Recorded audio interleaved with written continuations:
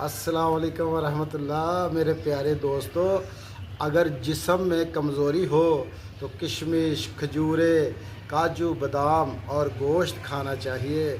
और अगर दर्जा हरारत गर्मियों में 40 से ज़्यादा हो तो बाहर नहीं जाना चाहिए। इसी तरह अगर उम्र 40 साल से ज़्यादा हो जाए तो आपे से बाहर नहीं आना चाहिए।